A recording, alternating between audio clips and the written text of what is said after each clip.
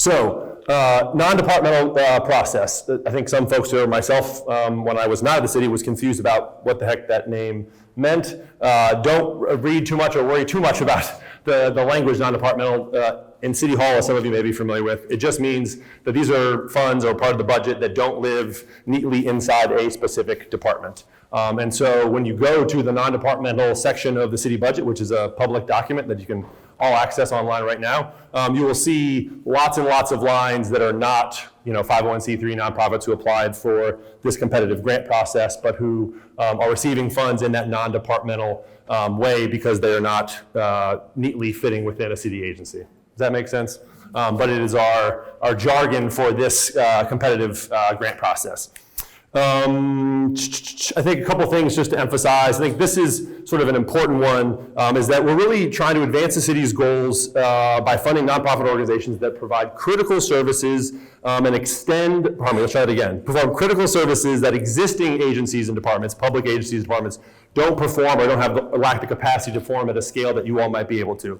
What we really want to avoid is funding agencies, nonprofits that are duplicating services that the city is already providing and already providing well. So hopefully, as Tracy was saying earlier, you will help extend that reach and fill gaps of places where the city either can't or shouldn't be operating or couldn't be as effective at scale as you all. I'm going to pass it to LaShawn to briefly speak to the invoicing, which you may have an opportunity to talk more about later, but while we're here, why don't we speak to that, LaShawn? Does that work? Yes, it works. So once again, I'm LaShawn. I've been a part of this process since 2015. So I have been doing it for a while. So I'm here for you. I'm with Dominic's help. Our whole team is here. So please feel free to reach out to us. I did want to back up just to say, Dominic mentioned 501c nonprofit, but also you have to serve as citizens of Richmond. So you might have an office in Henrico, Chesterfield, Hanover. The goal is you have to serve the citizen of Richmond. So I know that comes up every year. I just want to make sure you know it doesn't matter where you're physically located, but just serve the population for the citizens of Richmond. So with the invoices, once your application has been approved, it does go through a cycle for payment.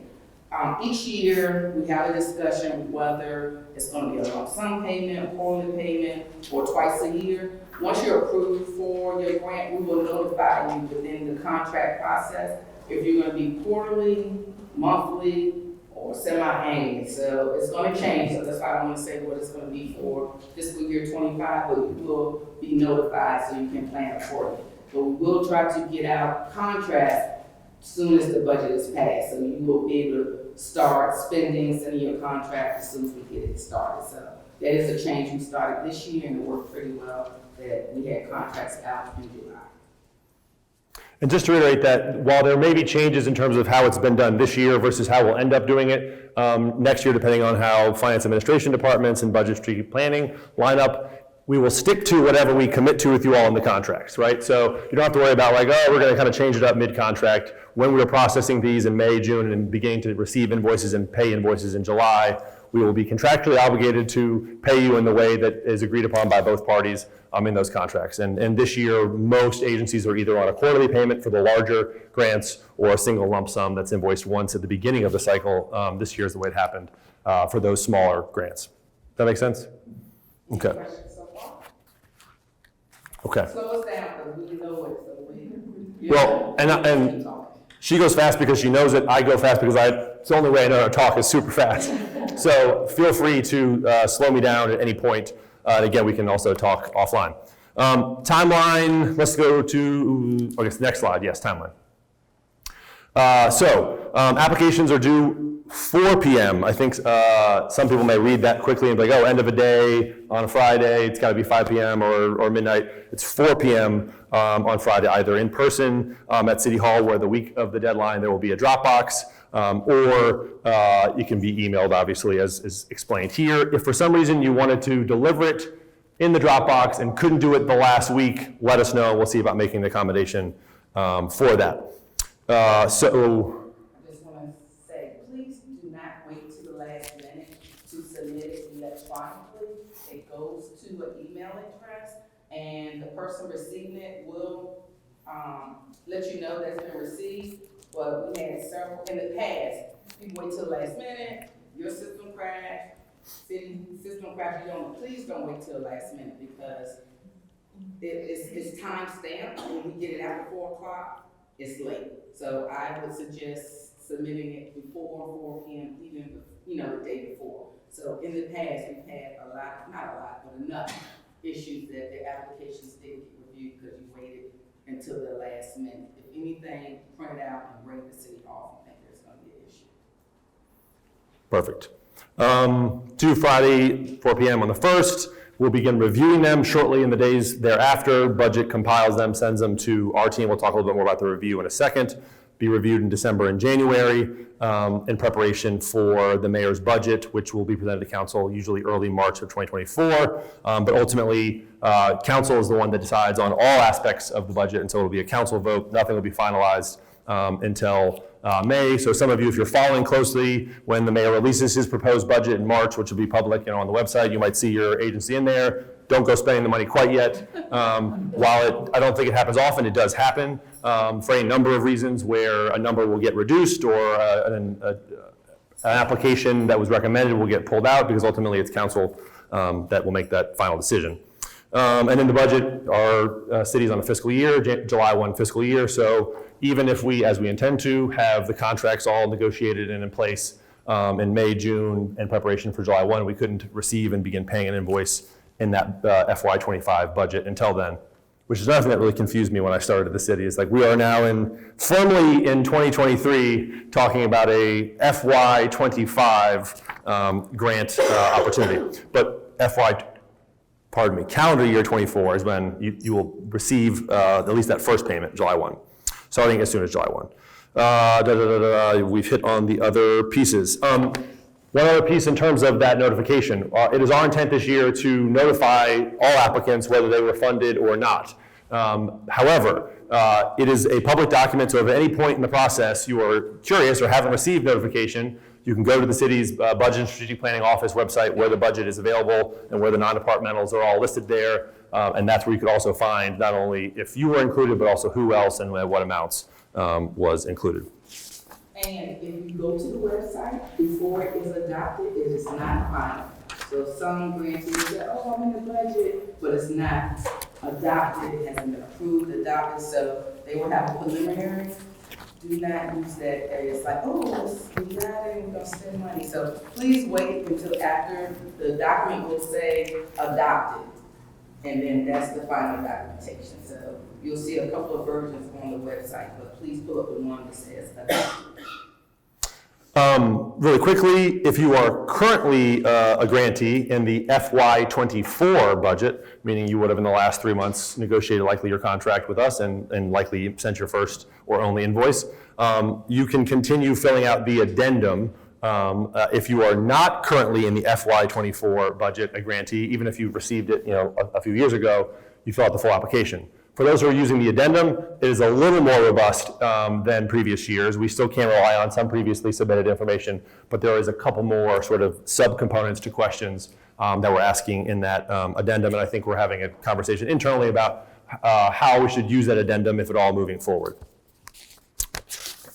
All right, application overview. Again, I don't think we can emphasize the 4 p.m. on December first piece or not. Late submissions will not be accepted. The email address, which is in all the documents that are available online, is that budgetndrequests@rva.gov. You can also email that email address if you have questions. That person receiving that email will likely not have the answer, but they will likely know who to get you to, who can get you that answer. In fact, a couple came in 2 hours before this meeting that were funneled in that way. At least one of them I responded to and is here.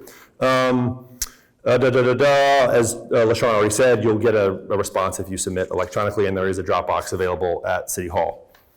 I think for the sake of time, because this is just regurgitating what is already available to you in the documents, we'll sort of skim very quickly through these three. However, happy to answer questions or do our best to answer questions in any of these three areas, but I'd rather leave as much time as possible for your variety of questions. But this is just a summary of those three broad overview areas: children, youth, and education, housing, human services, and health, probably the most broad of the three, and then arts and culture. Pause here for a moment. It is not impossible, but I think it's unlikely that many or any of you all fall into this public sector and quasi-governmental organization category. As I mentioned earlier, there are a variety of expenses and grants that go through the non-departmental section. Some of them are non-competitive and the city is obligated to make those payments based on various formulas. Others of them do require a simple application process, but is different and much more streamlined than the one that we're talking about today. If you have any question at any point about whether you are a quasi-governmental or public agency, let me know. Happy to answer that for you. But typically it's things like Richmond Ambulance Authority, Richmond Henrico Health District, Plan RVA, those type of entities that fall in that category. Any questions about that? Okay.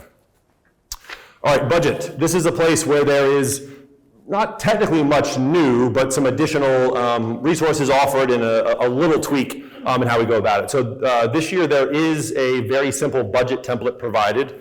You are not required to use that budget template. You can use your own budget, but it needs to have at least the basic information that we ask for in the application and the basic information that we ask for in that template and using that template. If you want to provide additional context or additional information beyond what is in that budget template, by all means do, but we wanted to have something somewhat simple and straightforward to offer you all. I think many of you in the budgets you use in-house or for other grants probably have a format that's even a little more robust and complex. You're welcome to use that, but if you're not using this one, at least make sure this basic information that we'll look at in just a second is in there. A couple of things.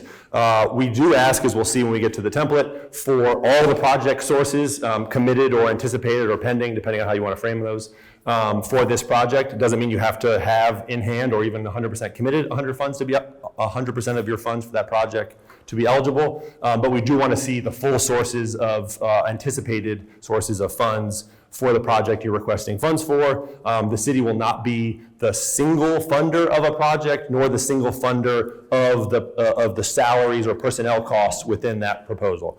And that's for a variety of reasons. One simple one that we can talk about now is the sort of the unique nature of this funding model of city government funding, and it being subject to council appropriation every year, and there being any number of sort of challenges with that model versus a community foundation, which is a little less bureaucratic and a little easier to commit, and then also to be a reliable multi-year funder in some of those cases. And so also if there are hiccups on the contract side or the invoicing side, we don't want any project to be solely dependent on every dollar coming from the city in case there ever was an issue with the budgeting process or the contract negotiation process. And of course, we also want to be funding sustainable operations, which can be not impossible, but harder if the city is the sole funder of that. Anything you want to add to that, LaShawn? Yeah. So one example, one year, council came back, reduce non-departmental by 5%. We did that.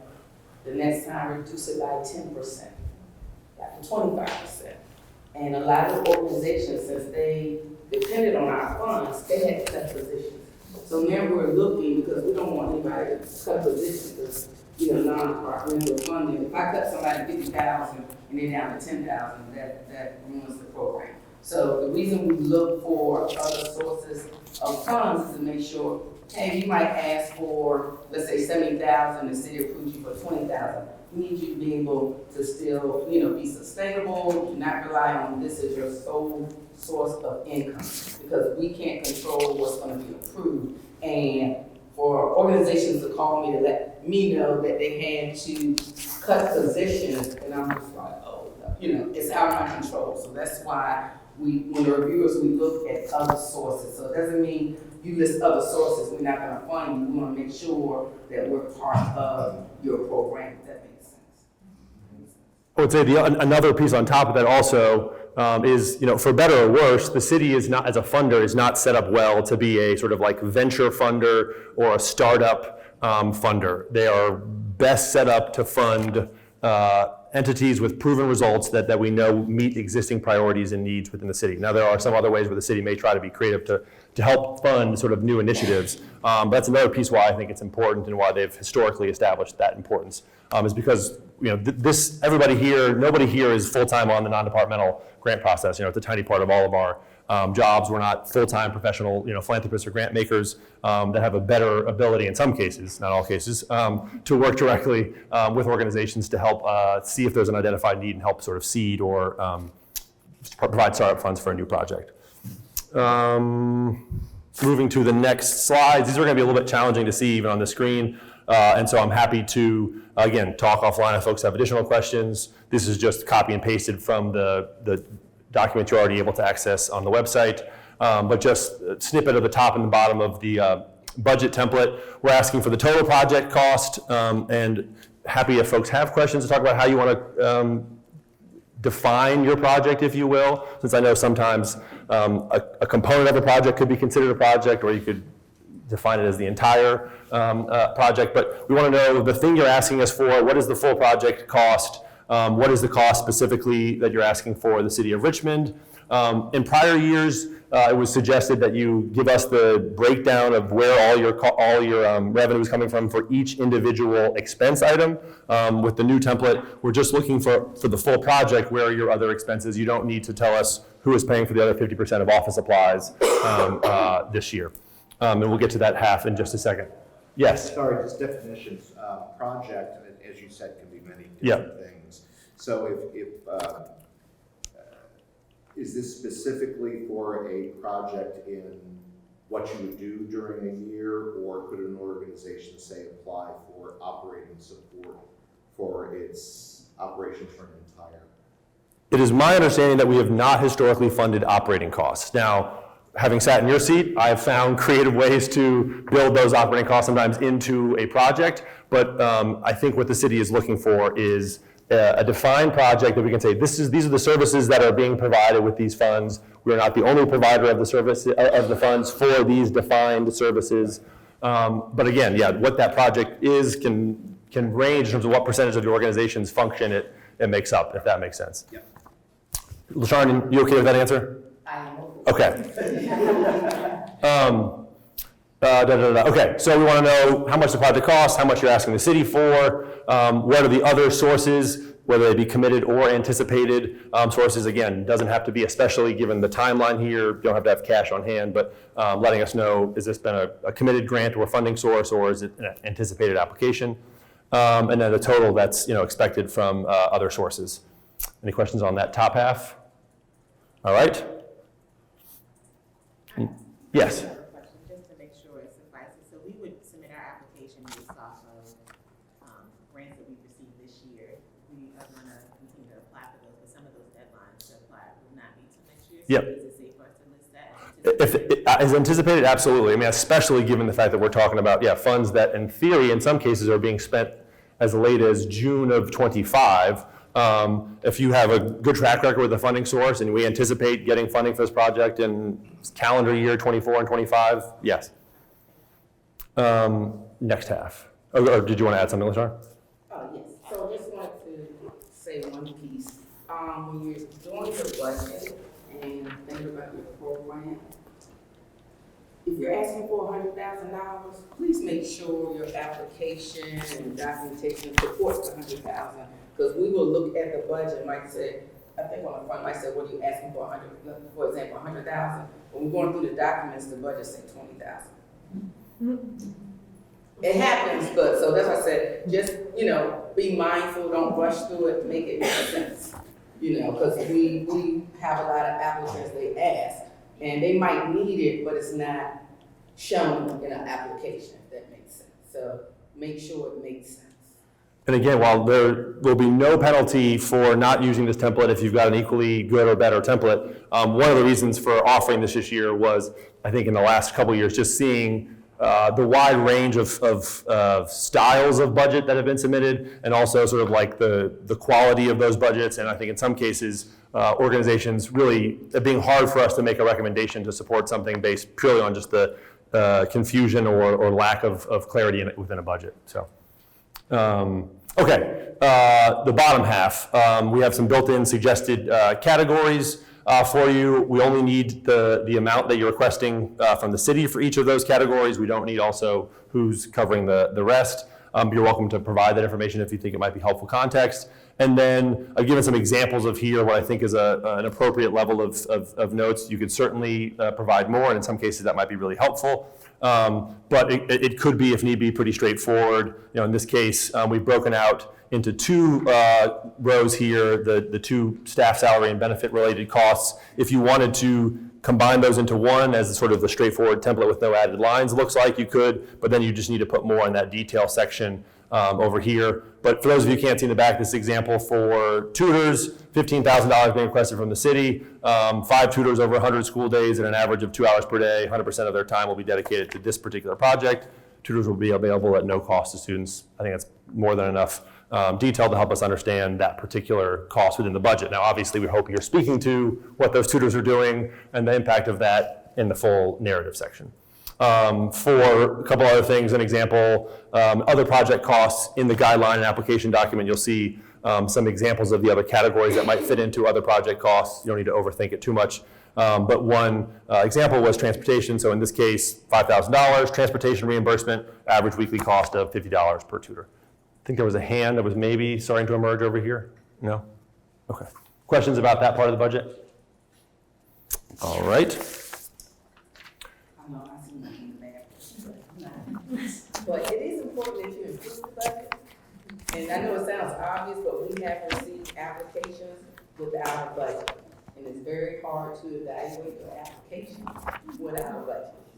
So I just I'm gonna just interject. Yeah, no, please do. Great job. Well, thank you. I'm happy to be good cop, bad cop here. That works nicely for me. Any other questions about that budget? Okay. This is another section that I think we will skim very quickly. These are specific questions pulled from this section within the application itself. One change that we made that you might not even notice if you look, but we tried to sort of streamline a little bit where within the various documents we are telling you what information to provide us, because it felt like while there was very few inconsistencies, it did feel like a lot of places with a lot of questions we're asking you to speak to in the application. There's still, I think, a lot of questions that we're asking, particularly in the full application, but I think they're easy ones to answer, good ones, and hopefully in a little bit more of a streamlined, straightforward place to find them. Okay, there is one in particular here, or I guess you could call it two, new sections that we don't think will require a whole lot of extra work, if any, on your end, and for those who are funded will make, I think, everyone's life easier on your end and our end. So those of you who are familiar with, who are current or previous grantees will know that we have these contracts, and sort of the key sections in the contracts are the scope of services and the performance measures. We thought it would make everyone's lives easier if we try to start that process in the application in a straightforward way, saying if you had to distill it down sort of contractually to the services you want to tell the city you're providing and how we're going to measure your performance that you've actually done those things, then let's put that in the application. So we'll see how this goes this year. I think it will hopefully, particularly for new grantees, make it very make it much easier when we get to that part of the process. So we're not starting from scratch, because I know I've tried and was way off with my first attempt when the attorneys looked at my draft of a scope of services, and so I think it makes it a little bit easier to get a head start here. Again, these are going to be somewhat similar. We've kept, for at least for this year, the objectives and outcome sections. Yes. I'm just going to add really quickly. So again, thank you all for being here. My name is Tracy, the Deputy Chief Administrative Officer of Human Services. We had a few people that were not with us at the very beginning of the presentation. This is just a really important addition, right? What we're trying to do is ensure that you're able to actually stand through your programs and do the work a lot faster, right? And so we recognize that as quickly as we were trying to move, there were still some hiccups and delays, right? And so this is one of our attempts to just try to streamline the process. So by getting this scope of services again in your application, we hope to be able to make things a lot smoother on the back end, right? So we already have that piece. We may still need to work out a few kinks with you, but we won't have as long of a time to go back and forth, right? So we'll have that scope of services. We'll be able to get that contract finalized and then go ahead and get your funds released. Thank you, Tracy. How do you all get that information before? Because this is like basic, we should know this at the beginning, so how will you all get it before that? That's a good question. Yeah, well, so and you will see the information that you provide here is very similar to what you probably were providing elsewhere in the application. But the hope is that it begins to be formatted in a way that the city attorney's office feels like, yes, this can sort of legally stand up as being universally agreed upon of like what this means here, and the city can be accountable to this, and the grantee can be accountable to this. Because previously what would happen with a new grantee is you would look for the outcome section, usually the outcomes and output section, but sometimes in an earlier sort of part of the narrative, and say, okay, this is what they say they're doing, let's see if we can turn that into a scope of services. But we need more than just a few bullets for a scope of services for the full application, obviously.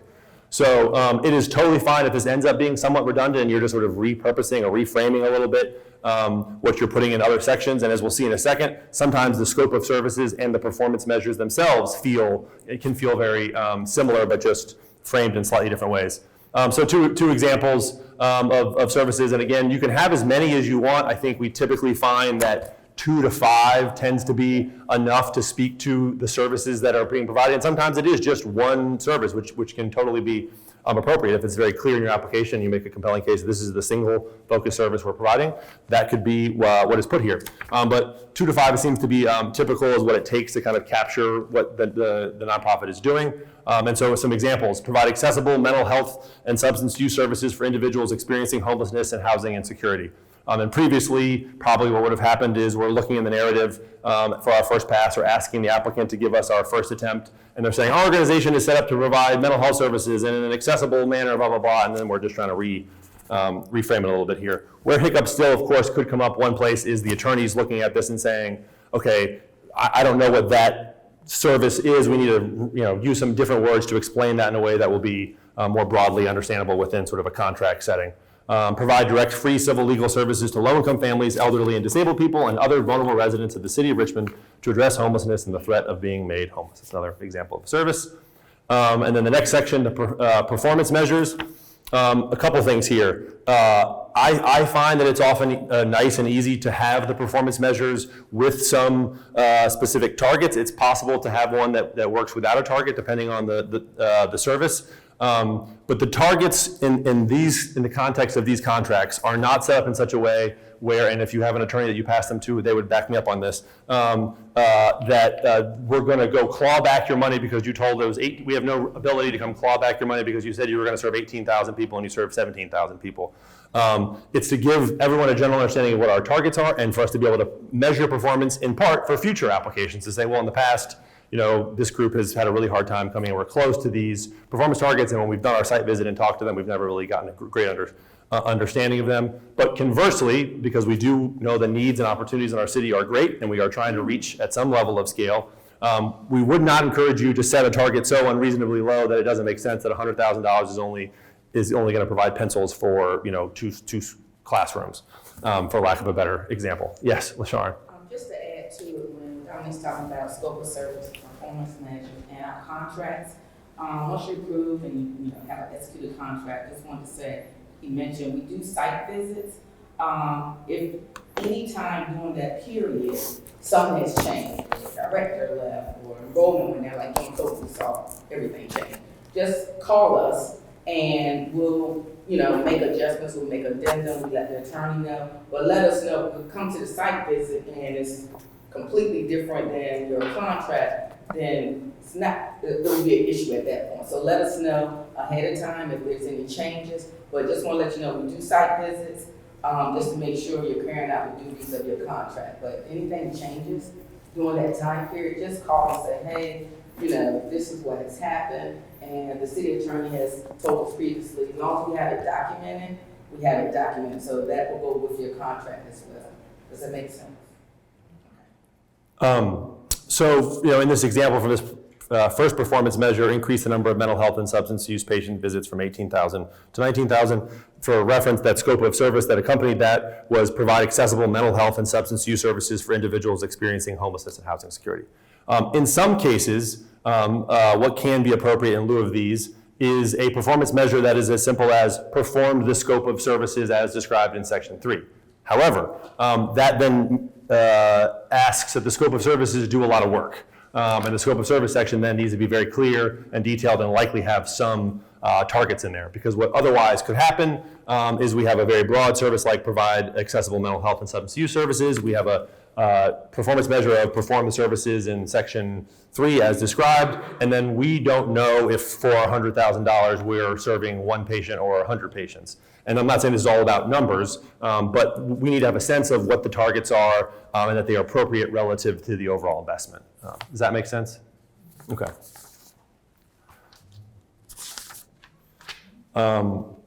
Next slide, also going to be in this color in particular, very hard to read. There's nothing new here, but it is sort of simplified and repurposed. So what used to exist was a checklist at the beginning of the document, and at the end, sort of a blank attachment page where you were to list every attachment that you were combining in this compressed file. And so we basically dropped the checklist, got rid of it up top, and just put it sort of pre-populated into the attachment sheet with some still room for additional attachments that we may not know about that are particularly relevant to your application. At the top are the required ones, federal tax exempt certification, latest 990, previous fiscal years, auditor financial statements, current year operating budget, list of board of directors, overall project budget that we described earlier. The variety of, if applicable, if anybody has any questions about would this be applicable to their application, you're welcome in that throughout the process to reach out to us. We can try to help you. For the most part, those are sort of unique to specific types of projects and partnerships. Otherwise, they would be required. But that's in the document there. There's nothing new that we're requiring or asking that we haven't in the past. It's just sort of reformatted a little bit. Yes. Since you have time before your application due, if you don't know, some don't know if they're nonprofit, please make sure you are, because we'll go through the application, we'll do a recommendation, find out if they're not a not-for-profit organization. Another thing, please check your state corporation commission status. That stops the process as well, because it's like they're not in good standing with state corporation commission. So just trying to do things ahead of time until, we find out later and we have to stop the process or delay the process. So I know it sounds simple, but I'm just trying to give you advice of what we've had in the past so we make this process better. And just to echo that, the attorneys do check that. They check the SEC page on a probably daily basis when they're reviewing applications. Before they approve a contract as to form, they're going to make sure that agency as listed is active with I've been pleasantly surprised to learn that it only takes a day or two actually to get active in most cases with the SEC. It's a little bit easier than I worried it might be for agencies who, for some reason, that may have lapsed. Oh, make sure your organization name is the right name that's registered with the State Corporation Commission. Because we've had something company or Inc. or it makes a difference. Our attorneys will look at it and will question it. So just make sure, it sounds simple, but we've had the issues of A and the, taking out A or the, and it just says foundation. Just double check. Because then in worst case scenario, we have to go back to council to get appropriation to give money to you, which was already appropriated, but because it's technically on paper a slightly different entity, we'll then need the authorization for that. Can I just underscore that for a moment? Yeah. Because that causes significant delay in obtaining these funds, right? Because we then have to, like you said, take that back before council. Now, there's an entire internal process to be able to do that, right? So that first internal process of working with the city attorney's office takes time to do. And then after that, actually then working with council and ensure that they get some of the documents before them, then also takes time to do. We try to work through that process as quickly as we can, recognizing the importance of you all getting those funds to, of course, serve the residents of the city, but it can be a process. And so something as simple as a name, as LaShawn shared those examples of A or the, and ensure or incorporated, right? I think those are all really good examples. And so while your organization may go by, that nickname, right, or the acronym, for the purposes of this, we would need that full name to ensure that, again, all that documentation is in order so that we can actually release those funds to you. Any questions on that front? I have a question. Yes, ma'am. Just looking at the required documents, so we were for-profit prior to this year, Mhm. so something like the 99, like we would have that. If you're not, this will be one to get back to you on, I think, to be certain. My gut is that if because of the timing of when you were incorporated, you have not yet had to submit a 990, then how could we demand one of you? And I would imagine we would just add some stipulation in that if you were approved, that this is contingent upon you also after the 1 year or whatever it is when they're due, submitting the 990. Yeah. Any other questions on that front? Okay, evaluation. So a couple things here. There are lots of layers involved in this process of reviewing and approving applications. And I think most funders would say that there are going to be qualified, high-scoring, well-deserved, needy applications that get rejected, and we are certainly in that bucket for any number of reasons, including the nature of the city budget process, limited funds, and more that are even in this room, qualified applicants doing really important work in our city. So we'll walk through sort of like the basics of that process just to give you a little glimpse or insight into sort of how things are going. So that first review, the folks that are looking at the score sheets that we provide in the guideline document, which again, when I saw how long this guideline document, I was like, well, how is this so long? But it's long because we try to be as transparent as possible, and so we share in that document the review, the sort of scoring sheets that folks will be doing for each category. They happen to be almost identical for those 3 categories, but for equity across those groups, we share the review documents. You all do not need to do anything with them because they're in the guideline packet, but you can see there the exact sort of scoring that the team will be looking. And so it starts within the human services portfolio primarily, made up of the team, some of the team you see here, and sort of the relevant subject matter experts from within human services portfolio. So we'll have perhaps someone from Parks and Rec helping review and score, being one of maybe 2 or 3 reviewers or scorers of applications that fit neatly there or that would make most sense aligned with Parks and Rec, Office of Community Wealth Building doing the same in their space, and so on. So that first primary review and scoring is done by a panel or a team within the human services, led by the human services portfolio.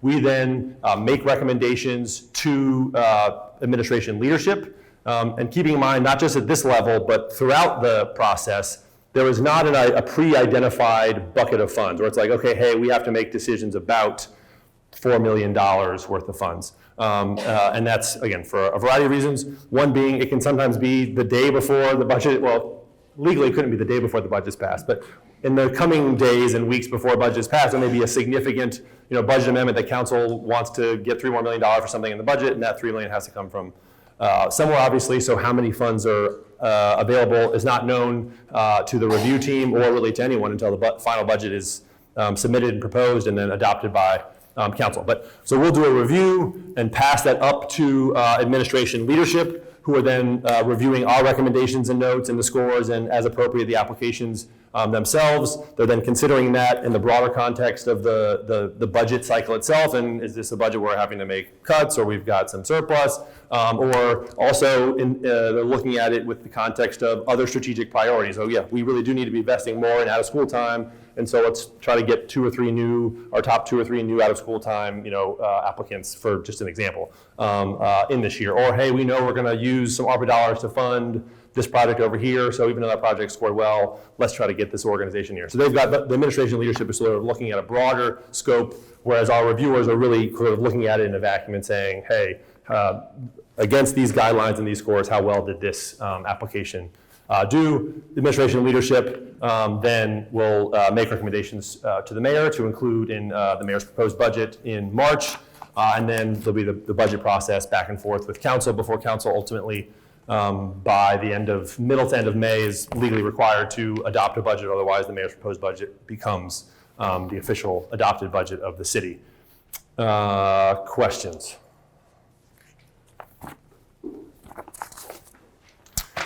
Next tab is also just from last year. It's just the organizational threshold criteria. I think we sort of moved it around a little bit this year, but didn't actually change in any substantive way this section or what those basic requirements are. You're applying and to be funded, understanding that you must be a nonprofit with your certification already approved by the federal government in compliance with all relevant federal, state, and local guidelines and laws. Have like a legitimate organizational structure with an active board, which is also required, I believe, for the SEC too. Applicant agrees to coordinate its projects as appropriate with key partners and the city, if appropriate, and then disclose any lawsuits that might be that your organization might be a party to in the past 3 years. Just little steps to make sure we're doing our due diligence with your taxpayer dollars. Next slide. Okay, this is the last slide, which is just, this link is the one that's already available, where you'll find all of those documents in English and Spanish. This is a sort of generic email with the budget office that you can email, and then they'll get forwarded to the appropriate person. We're going to have another technical assistance. We'll have a technical assistance workshop here on the 25th, which we will sort of tweak the agenda in a couple ways, and part of that will be based on questions maybe that we're not able to answer for you all here at the end of the day, or any feedback we get from this session today can help inform that. But we also imagine that being a time where folks have maybe started to kind of dive a little bit into the application themselves, and they're then beginning to realize, okay, hey, I'm trying to decide, can I ask for it in this way or that way, or what do you mean when you say this in this question?